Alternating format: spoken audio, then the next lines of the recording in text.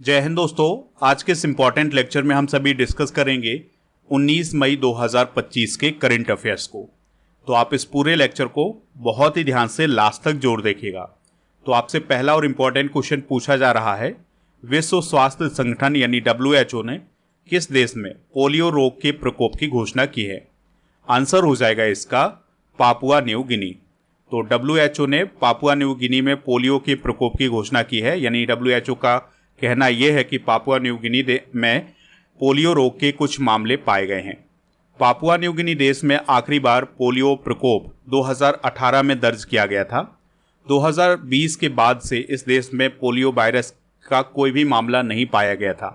अब 2025 में इसके मामले सामने आए हैं। बात करते हैं पोलियो रोग की। तो इसे पोलियो बोला जाता है या पोलियो माइलाइटिस भी बोला जाता है, और यह एक वायरल बीमारी है जो कि पोलियो वायरस के कारण फैलती है। दोस्तों, इस रोग से सबसे ज़्यादा प्रभावित होते हैं 5 वर्ष से कम उम्र के बच्चे। और पोलियो वायरस से हमारे शरीर का जो नर्वस सिस्टम है या जो तंत्रिका तंत्र है वो प्रभावित होता है। और यह वायरस दूषित भोजन यानी गंदे भोजन और गंदे पानी से फैलता है। दोस्तों, जोनास साल्क ने 1952 में पोलियो के खिलाफ पहला टीका का आविष्कार किया था। यानी कि जो पहली वैक्सीन थी पोलियो के खिलाफ, ये 1952 में बनाई गई थी अमेरिका के जोनास साल्क के द्वारा। और जो ओरल पोलियो वैक्सीन है यानी कि जो मुंह से दी जाने वाली वैक्सीन है, उसका आविष्कार अल्बर्ट सबेन ने किया था, जो कि अमेरिका के थे। विश्व स्वास्थ्य संगठन ने यानी WHO ने 1988 में पोलियो को खत्म करने के लिए एक प्रस्ताव अपनाया था। इसके बाद WHO ने पोलियो के लिए टीकाकरण अभियान चलाया यानी वैक्सीनेशन करना शुरू किया, और लगभग सभी देशों में ये पोलियो खत्म हो चुका है। लेकिन 2 देश ऐसे हैं जहां पर पोलियो अभी भी बना हुआ है, और वो देश हैं अफगानिस्तान और पाकिस्तान। इन दोनों देशों में अभी भी पोलियो खत्म नहीं हुआ है। यहाँ पर बात हुई थी पापुआ न्यू गिनी देश की। तो यह दक्षिण पश्चिम प्रशांत महासागर में स्थित एक द्वीपीय देश है। यहाँ पर आप ऑस्ट्रेलिया देखते हैं और ये है पापुआ न्यू गिनी, ठीक है। तो यह दक्षिण पश्चिम प्रशांत महासागर में स्थित है और यह एक द्वीपीय देश है। कैपिटल क्या है इसकी? Port Moresby. और यहाँ की करेंसी है किना। और यहाँ के जो राष्ट्राध्यक्ष हैं वो हैं ग्रेट ब्रिटेन के जो राजा हैं चार्ल्स तृतीय, वो इसके राष्ट्राध्यक्ष हैं। प्रधानमंत्री कौन है? जेम्स मार्पे। अगला क्वेश्चन है, इसरो ने 18 मई 2025 को अपना 101वां सैटेलाइट EOS-09 किस रॉकेट से लॉन्च किया है? आंसर हो जाएगा PSLV C61 से। तो इसरो के द्वारा 18 मई 2025 को श्रीहरिकोटा के सतीश धवन अंतरिक्ष केंद्र से PSLV C61 रॉकेट से अपना 101वां सैटेलाइट EOS-09 लॉन्च किया है। और दोस्तों, EOS का मतलब क्या है? अर्थ ऑब्जर्वेटरी सैटेलाइट, ठीक है। तो इस सैटेलाइट को अभी हाल ही में लॉन्च किया था, लेकिन जो इसकी लॉन्चिंग है वो सफल नहीं हो सकी है, यानी कि ये असफल लॉन्चिंग रही है। तो इसका जो पहला स्टेज था और जो दूसरा स्टेज था ये तो सफल रहा, लेकिन जो तीसरा फेज था ये सफल नहीं हो सका है। इसमें गड़बड़ी पता की गई है। EOS-09 की बात करें तो इसकी ऊंचाई थी 44.5 मीटर की और वजन था इसका 321 टन। EOS-09 यानी earth observatory satellite C band synthetic aperture radar तकनीकी से लैस एक एडवांस ऑब्जर्वेशन सैटेलाइट था। यह हर मौसम में दिन और रात में पृथ्वी की सतह की हाई रेजोल्यूशन की जो तस्वीरें थी वो कैप्चर कर सकता था। लेकिन ये लॉन्चिंग जो है फेल हो गई है, इसके कारण भारत का ये मिशन भी फेल हो गया है। इसरो की बात करते हैं तो इसरो को हम बोलते हैं इंडियन स्पेस रिसर्च ऑर्गेनाइजेशन, और यह भारत सरकार के अंतरिक्ष विभाग के अंतर्गत काम करने वाली भारत की अंतरिक्ष एजेंसी है। मुख्यालय इसका बेंगलुरु में है और इसकी स्थापना 15 अगस्त 1969 को की गई थी। इसका मुख्य उद्देश्य है अंतरिक्ष विज्ञान और प्रौद्योगिकी का विकास करना और राष्ट्रीय विकास में इसका उपयोग करना। वर्तमान में इसके अध्यक्ष हैं डॉक्टर वी नारायणन। इसरो के पहले अध्यक्ष कौन थे? डॉक्टर विक्रम साराभाई। दोस्तों, आर्यभट्ट भारत द्वारा निर्मित पहला मानव रहित पृथ्वी उपग्रह था, जिसे 1975 में सोवियत संघ से लॉन्च किया गया था। यानी कि भारत का जो पहला सैटेलाइट था वो था आर्यभट्ट। ये 1975 में सोवियत संघ की मदद से लॉन्च किया गया था। अगला क्वेश्चन है 2025 में दुनिया भर में सबसे ज़्यादा बोली जाने वाली 20 भाषाओं में कितनी भारतीय भाषाएं शामिल की गई हैं? तो 5 भारतीय भाषाएं शामिल की गई हैं। तो दुनिया की भाषाओं पर सबसे आधिकारिक स्रोत है जिसका नाम है एथनोलॉग। तो इसने एक रिपोर्ट जारी की है और जो 2025 में दुनिया भर में सबसे ज़्यादा बोली जाने वाली भाषाएं हैं उसमें 5 भारतीय भाषाएं शामिल की गई हैं। तो वो भाषाएं कौन कौन हैं? हिंदी, बंगाली, उर्दू, मराठी और तेलुगु। तो 20 भाषाओं में हिंदी तीसरे स्थान पर है, बंगाली 7वें स्थान पर है, उर्दू 11वें स्थान पर है, मराठी 16वें स्थान पर है और तेलुगु 18वें स्थान पर है। अगर आपसे पूछा जाए कि 2025 में जो 20 भाषाएं बोली गई हैं पूरी दुनिया में सबसे ज़्यादा, उनमें पहले स्थान पर कौन है? तो वो है अंग्रेजी। ठीक है, तो अंग्रेजी 188 देशों में बोली जाती है और लगभग 1.53 बिलियन लोग इसका इस्तेमाल करते हैं। दोस्तों, अंग्रेजी के बाद जो दूसरी भाषा है वो है चीनी मंदारिन, जो कि चीन की आधिकारिक भाषा है। तो ये दूसरी सबसे ज़्यादा बोली जाने वाली भाषा है। और तीसरी है हिंदी। ठीक है, तो हिंदी दुनिया में तीसरी सबसे ज़्यादा बोली जाने वाली भाषा है और ये भारत में सबसे ज़्यादा बोली जाने वाली भाषा है। ठीक है, तो यहाँ पर आपको कंफ्यूज नहीं होना है। तो हिंदी दुनिया में तीसरी सबसे ज़्यादा बोली जाने वाली भाषा है और भारत में सबसे ज़्यादा बोली जाने वाली भाषा कौन है? हिंदी। और स्पेनिश चौथी सबसे अधिक बोली जाने वाली भाषा बताई गई है। तो आपको याद रखना है कि दुनिया में सबसे ज़्यादा बोली जाने वाली भाषा बताई गई है अंग्रेजी, फिर उसके बाद चीनी मंदारिन, तीसरे स्थान पर हिंदी है, चौथे स्थान पर स्पेनिश है। अगला क्वेश्चन है किस राज्य के गया जिले का नाम बदलकर गया जी रखा गया है? आंसर हो जाएगा बिहार। तो बिहार में एक गया जिला है तो उसका नाम बदला गया है और उसे अब गया जी नाम से जाना जाएगा। और जो गया जिला है यहाँ पर गया तीर्थ भी है, तो इसी को सम्मान देने के लिए गया जिले का नाम बदला गया है और अब इसे गया जी के नाम से जाना जाएगा।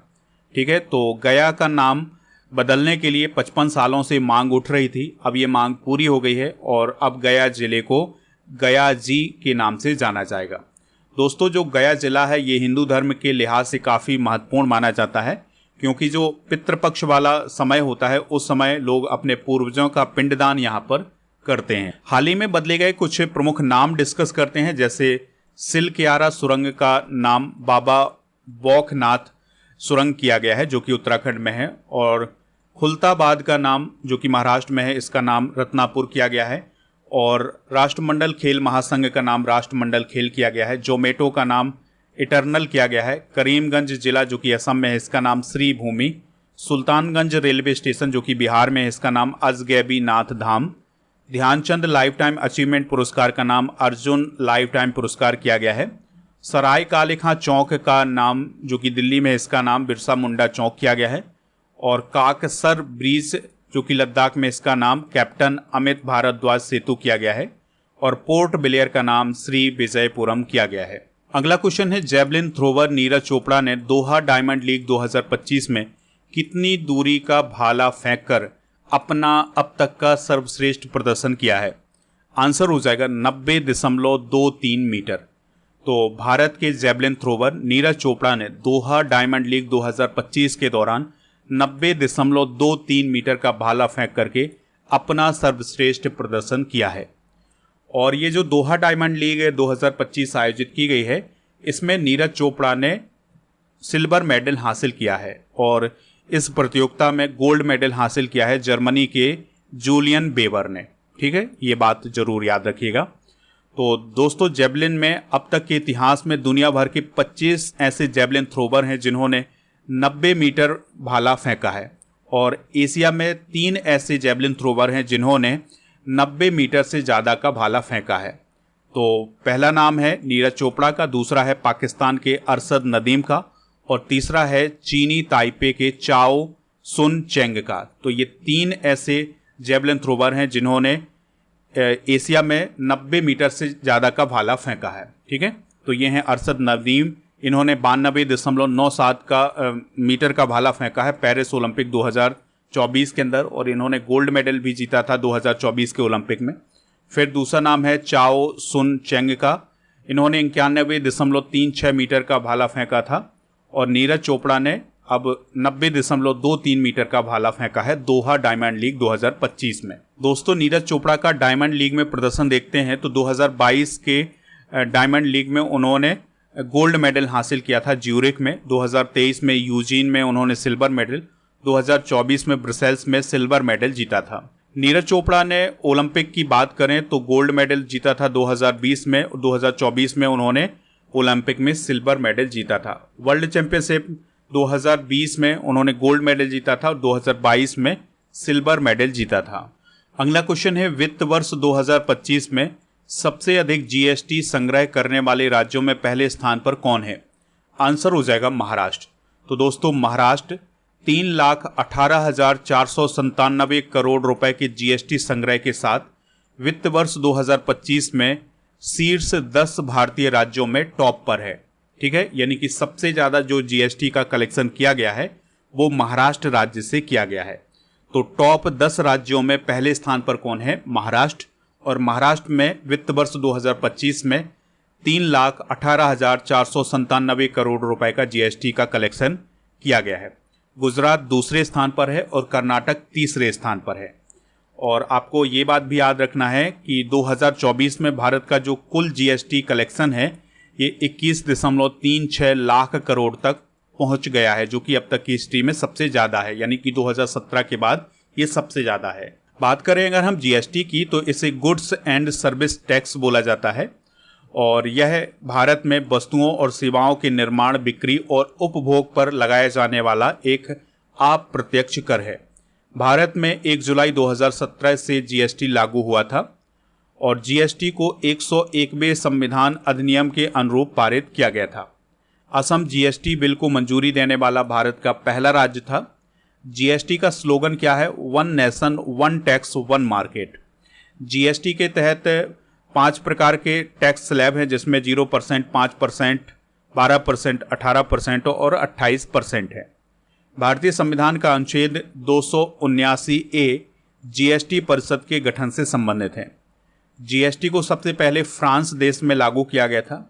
दुनिया के 140 से अधिक देशों में वर्तमान में जीएसटी लागू है। अगला क्वेश्चन है, भारत में कैंपस स्थापित करने वाला अमेरिका का पहला विश्वविद्यालय कौन बना है? आंसर हो जाएगा इसका इलिनोइस टेक। तो इलिनोइस टेक ने भारत में अपना कैंपस स्थापित किया है। इस प्रकार से अमेरिका का ये पहला विश्वविद्यालय है जिसने अपना कैंपस भारत में स्थापित किया है। ठीक है, और ये कैंपस कहाँ पर स्थापित किया है इसने? मुंबई में। और यह यूजीसी यानी कि विश्वविद्यालय अनुदान आयोग से अनुमोदन प्राप्त करने वाला पहला अमेरिकी विश्वविद्यालय बन गया है। ये कैंपस कब खुलेगा? तो ये 2026 में खुलेगा। अगला क्वेश्चन है, आर प्रज्ञानंद ने सुपर वेट शतरंज क्लासिक का खिताब जीता है। यह प्रतियोगिता किस देश में आयोजित की गई थी? तो दोस्तों, यह प्रतियोगिता रोमानिया में आयोजित की गई थी। तो भारत के शतरंज ग्रैंड मास्टर हैं आर प्रज्ञानंद, तो इन्होंने रोमानिया के बुखारेस्ट में आयोजित सुपर वेट शतरंज क्लासिक का खिताब जीता है। रोमानिया की बात हुई है तो यह यूरोप महाद्वीप का एक देश है और बुखारेस्ट इसकी कैपिटल है और रोमानियाई ल्यू यहाँ की करेंसी है और प्रधानमंत्री हैं कैटालिन प्रोदोयू। ठीक है, तो इनको भी आप याद रखिएगा। अगला क्वेश्चन है, किस देश में लासा बुखार के प्रकोप से 138 लोगों की मौत हो गई है? आंसर हो जाएगा नाइजीरिया। तो नाइजीरिया देश में अभी हाल ही में एक बुखार फैला हुआ है जिसका नाम है लासा बुखार। तो इसके कारण 138 लोगों की वहाँ पर मौत हो गई है। और लासा बुखार लासा वायरस के कारण फैलता है और यह चूहों के कारण फैलता है। तो जो मैस्टोमिस चूहे होते हैं, अगर वो भोजन के संपर्क में आते हैं या जो घर में उपयोग की जाने वाली वस्तुएं हैं उनके संपर्क में आते हैं तो इनके माध्यम से ये जो बुखार है ये इंसानों में फैल जाता है। नाइजीरिया की बात करें तो यह अफ्रीका कॉन्टिनेंट की एक कंट्री है और आपको याद रखना है अबुजा इसकी कैपिटल है। राष्ट्रपति हैं वोला टिनबू और यहाँ की करेंसी है नाइरा। अगला क्वेश्चन है, केंद्र सरकार ऑपरेशन सिंदूर की सफलता को दुनिया को बताने के लिए विभिन्न देशों में कितने बहुपक्षीय प्रतिनिधि मंडल भेज रही है? आंसर हो जाएगा 7। तो देखिए, अभी ऑपरेशन सिंदूर चलाया गया था पाकिस्तान के आतंकियों के खिलाफ, तो उसकी सफलता को बताने के लिए केंद्र सरकार ने 7 बहुपक्षीय प्रतिनिधि मंडल बनाए हैं और उसका एक लीडर बनाया है, और उस लीडर के अंडर में और भी सांसद होंगे और भी प्रतिनिधि होंगे जो दुनिया भर में लोगों को ये बताएंगे कि किस प्रकार से आतंकवाद के खिलाफ भारत ने ऑपरेशन सिंदूर चलाया है। अब देखिए दोस्तों, ये जो 7 प्रतिनिधि मंडल बने हैं उसके हेड कौन कौन है। तो एक प्रतिनिधि मंडल बना है जिसमें शशि थरूर हैं, ये कांग्रेस के लीडर हैं, और रविशंकर प्रसाद के लिए एक प्रतिनिधि मंडल बना है जो कि बीजेपी के सांसद हैं, संजय कुमार झा और बैजयंत पांडा, कनिमोझी करुणानिधि, सुप्रिया सुले और श्रीकांत एकनाथ शिंदे। तो इन सभी के नेतृत्व में एक प्रतिनिधि मंडल बनाया गया है। ये दुनिया के अलग अलग देशों में जाएंगे और ऑपरेशन सिंदूर की सफलता के बारे में बताएंगे। तो इस प्रकार से दोस्तों हमने आज के करेंट अफेयर्स को डिस्कस कर लिया है। आप स्टडी करके ऐप को इंस्टॉल कर लें, इसका लिंक डिस्क्रिप्शन बॉक्स में दिया गया है। यहाँ पर मिलेगा आपको paid course, e book, test series, daily current affairs की पीडीएफ, क्लास नोट और कोर्स एंड पीडीएफ वाला ऑप्शन। तो जो कोर्स एंड पीडीएफ वाला ऑप्शन है, यहाँ पर आपको राजा गुप्ता सर का जो अर्जुन जीएस फाउंडेशन बैच है ये मिल जाएगा। इस बैच को अगर आप ज्वाइन करना चाहते हैं तो उसके लिए कूपन कोड यूज करने हैं अर्जुन400, तो आपको छूट मिल जाएगी। इस कोर्स की वैलिडिटी है 2 साल की। और दोस्तों, अगर आपको इस कोर्स को लेने में कोई दिक्कत परेशानी आती है तो आप इस नंबर पर भी संपर्क कर सकते हैं। चलिए अब हम कल के करेंट अफेयर्स को रिवाइज करते हैं। भारत के 86वें नंबर के शतरंज ग्रैंड मास्टर कौन बने हैं? LR श्रीहरि। वर्ष 2025 का विश्व खाद्य पुरस्कार डॉक्टर मारियान गेला हुंगरिया को प्राप्त हुआ है। उनका संबंध किस कंट्री से है? ब्राजील। भारतीय सेना ने 30ता प्रहार अभ्यास किस राज्य में किया है? पश्चिम बंगाल। अनुराग भूषण किस देश में भारत के राजदूत बने हैं? स्वीडन। संयुक्त राष्ट्र के अनुसार 2025 और 26 में दुनिया की सबसे तेजी से बढ़ने वाली प्रमुख अर्थव्यवस्था किस देश की होगी? इंडिया। फीफा ने आधिकारिक तौर पर किस देश पर लगाया गया प्रतिबंध हटा लिया है? कांगो गणराज्य। पुष्करालू उत्सव किस राज्य में मनाया गया है? तेलंगाना। और भारत 6G 2025 तीसरे अंतर्राष्ट्रीय सम्मेलन का आयोजन किस शहर में हुआ है? नई दिल्ली। भारत और किस देश के बीच व्यापार $300 मिलियन के पार हो गया है? होंडुरास। आज के जनरल नॉलेज के पिटारे में हम भारत की प्रमुख झीलें डिस्कस करेंगे, जैसे जम्मू कश्मीर में डल झील, वूलर झील है, कर्नाटक में उलसूर झील है, केरल में बेम्बनाड, अष्टमुदी और पेरियार है, मध्य प्रदेश में भोजताल, इंदिरा सागर, महाराष्ट्र में लोनार और शिव सागर, मणिपुर में लोकटक झील है, मेघालय में उमियम, ओडिशा में चिल्का और पंजाब में हर के बैराज झील है। दोस्तों, कल के करेंट अफेयर्स में आपसे पूछा गया था कि अनीता आनंद किस देश की विदेश मंत्री बनी है, तो वह कनाडा देश की विदेश मंत्री बनी है। तो लगभग सभी लोगों ने इसका आंसर बताया हुआ है। आज आपके लिए क्वेश्चन है, भारत में जीएसटी कब लागू हुआ था? जो भी इसका राइट आंसर हो कमेंट बॉक्स में आप हमें ज़रूर बताएं। और आप हमारे ऐप को इंस्टॉल कर लें तो ई बुक वाले सेक्शन पर मंथली करेंट अफेयर्स की ई बुक मिल जाएगी, हिंदी इंग्लिश दोनों मीडियम में। तो इसको प्राप्त कर सकते हैं। 13 महीने के करेंट अफेयर्स और 1800 MCQs की ई बुक मिल जाएगी। ऐप पर एक ऑफर चल रहा है, स्पेशल ऑफर है, जिसमें आप 2025 की जो मंथली करेंट अफेयर्स की ई बुक का पैकेज है वो प्राप्त कर सकते हैं। उसके लिए कूपन कोड यूज करना है पैकेज 100। 2024 की ई बुक भी आप इसी कूपन कोड के साथ प्राप्त कर सकते हैं। दोस्तों, आप हमारे टेलीग्राम चैनल को ज्वाइन कर लें जिसका नाम है स्टडी कर ऑफिशियल। और ऐप पर आपको GK GS की ई बुक भी मिल जाएगी जिसमें Indian geography, polity, history, science इन सभी टॉपिक को कवर किया गया है। इसके अलावा दोस्तों, आप हमारे व्हाट्सएप चैनल और इंस्टाग्राम पेज को भी फॉलो कर सकते हैं। और टेस्ट पास वाले ऑप्शन पर जाकर के ऐप पर डेली करेंट अफेयर्स का टेस्ट दे सकते हैं और 1 वर्ष की वैलिडिटी के साथ 4000 से अधिक टेस्ट भी आपको यहाँ पर मिल जाएंगे, तो इनको भी आप ज्वाइन कर सकते हैं।